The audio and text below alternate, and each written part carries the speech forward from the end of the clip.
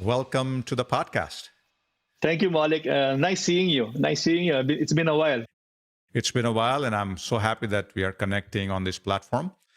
As you can imagine, I have plenty of questions for you, Al, about your big job at Smart and PLDT.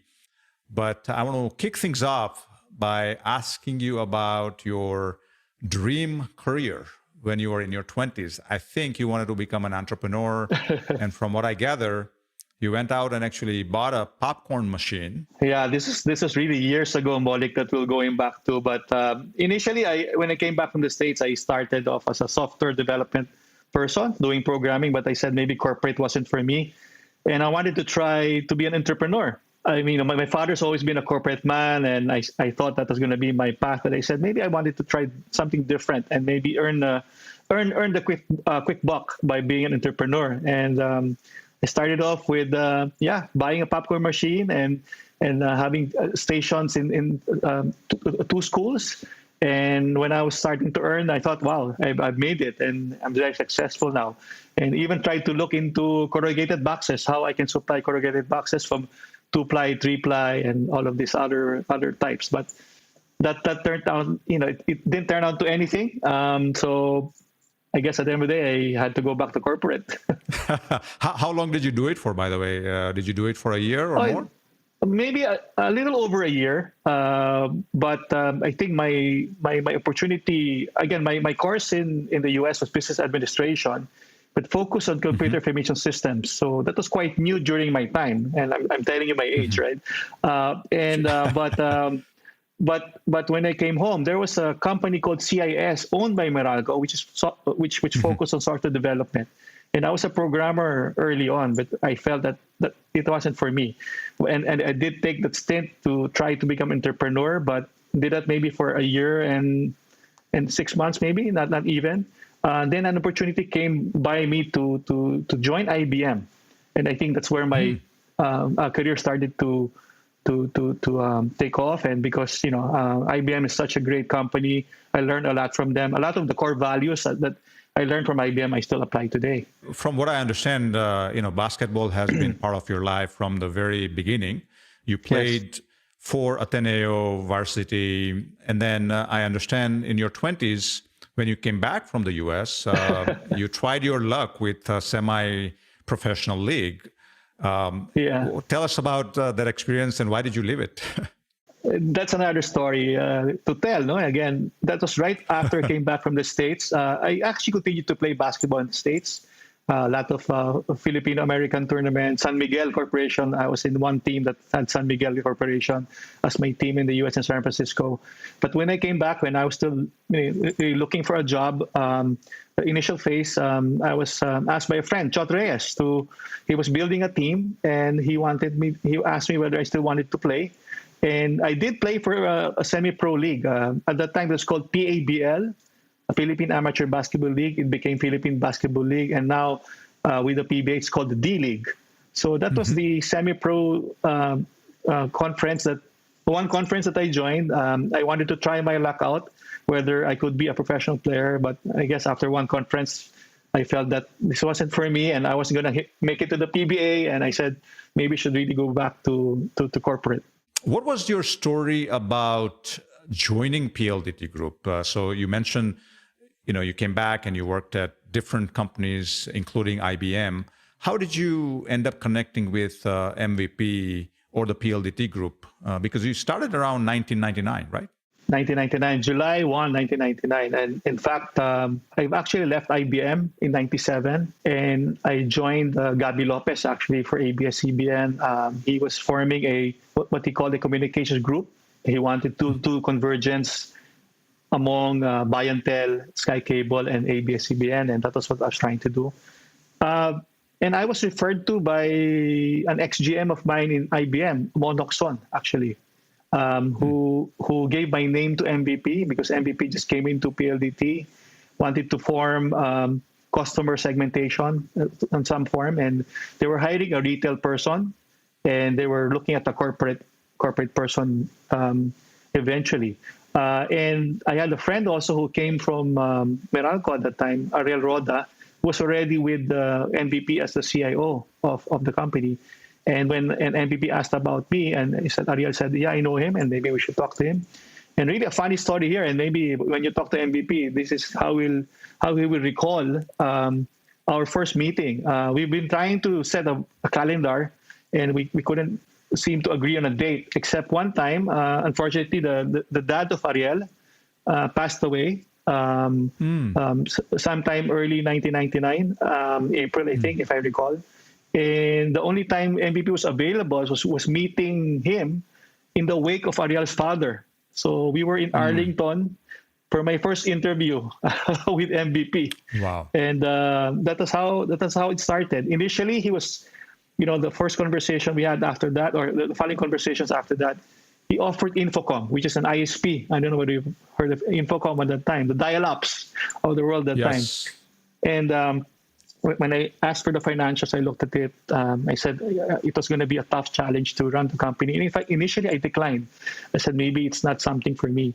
I thought that was it with MVP, but after that, I think a month or so after, he called me back and said that there was an opportunity, maybe more related or closer to my experience in IBM, being relationship management and account management. And he asked me to form the first corporate business group for PLDT. So as I said earlier, we had somebody who was hired for retail, and I was hired to build the corporate business group, which today is the enterprise group of PLDT. And very funny story between me, the person they hired for retail is Ito Ramirez. I'm sure you know him also. And yes. we were trying to see how we could segment the market, and we didn't do it very scientifically. We just said anything 100,000 up is corporate, anything 100,000 below is retail, and that's how we started the segmentation. Until there were further groups that helped us properly segment from SME to industries and so on and so forth. So that's how we started. We just had to do it simplest way we could, and once we did, we just tried to improve as we were going.